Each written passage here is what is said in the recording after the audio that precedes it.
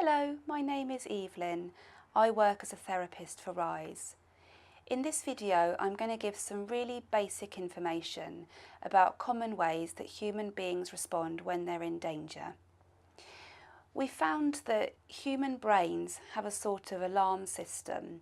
It's similar to a car alarm or a burglar alarm, and it becomes activated when it senses that we are in danger or that there's a threat facing us.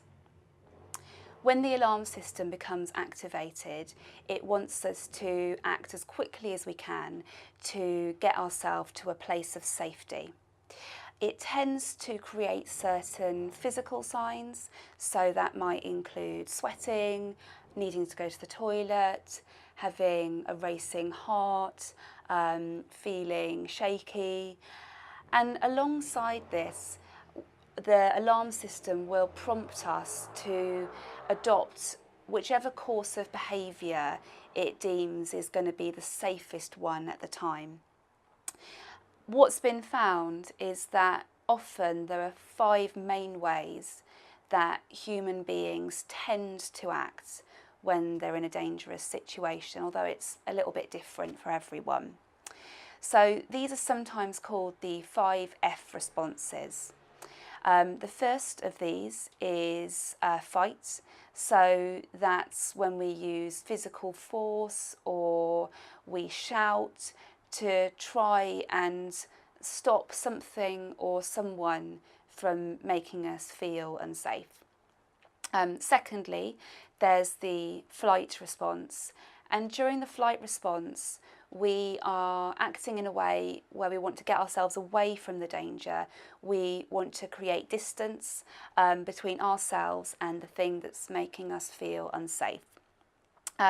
Most people have heard of fight or flight, and it's important to know that those aren't the only 2 options.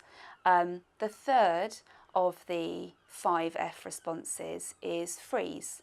So during a freeze response, we tend to go rigid in our body. We might feel like we're frozen to the spot and like we can't move.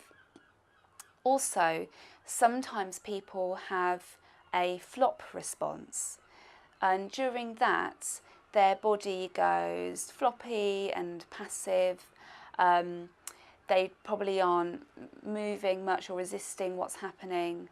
And this is often accompanied by people feeling emotionally or physically kind of disconnected from the reality of what's happening. And that is a coping strategy. So that's our brain trying to help us out, trying to help us get through something that's really unpleasant. Lastly, there's the possibility for a friend response.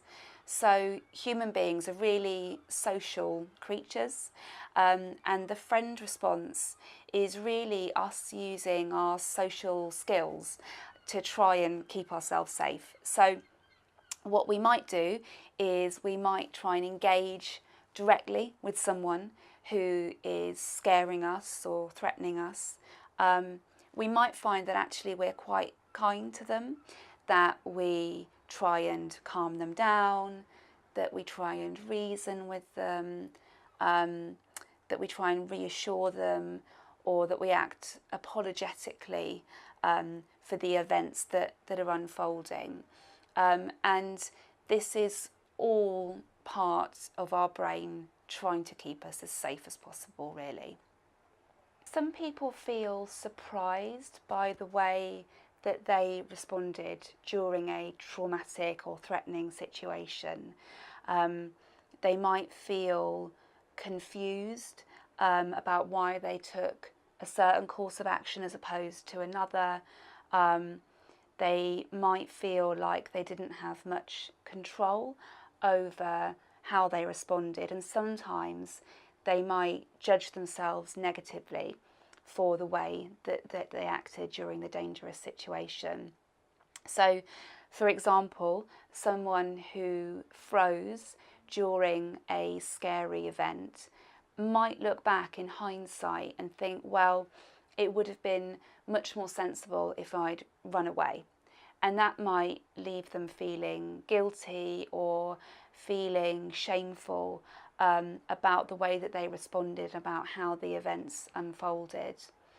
So it's really important to know that those feelings are common, and that actually when the alarm system is activated, it prompts us to take the course of action that it deems is the safest option at the time, that it thinks is the most likely route to survival. And it prompts us to take that course of action very quickly before we really have time to think and weigh up our options and perhaps consider different ways that we might want to respond. So it's really important to know that your brain and your body was doing the very best that it could in the moment to try and keep you safe. And even more importantly, it's just really important to know that you're not to blame for what happened. Some people experience ongoing after effects from traumatic situations a long time after the danger has passed. That's not the case for everyone. All human beings will at some point experience their alarm system being activated. And for many people, given a bit of time, they will move on from that experience. The alarm system will calm back down and they'll feel able to carry on with their life much in the way that they did before the scary event happened. But that's not the case for everyone. And some people are troubled by the after effects of traumatic situations for some time after that event has finished. So if that's something that affects you, you might feel like your alarm system seems to be constantly stuck on high alert, leaving you feeling frightened, feeling jumpy, becoming easily startled. And this might be accompanied by unwanted, intrusive images of the event that happened, or you might find that you feel like you're being constantly reminded of what happened to you when you don't want to be reminded, but it's difficult for you to stop the memories and the images coming up for you. These issues are common amongst people who have experienced domestic abuse. They're really unpleasant and can be very distressing. And it's also important to know that there are support options available for you. So you might want to speak to your GP. You might also want to find out about the range of support options that are available through RISE. There's also a range of other local services who offer different forms of support, and you might want to look into those. Perhaps a good place to start, if you're someone who's struggling with the after effects of trauma, would be to watch some of the other videos that we have on this webpage. They will show you some simple techniques and strategies that lots of people find really helpful for starting to calm the alarm system and to help them manage the difficulties that they are experiencing day to day.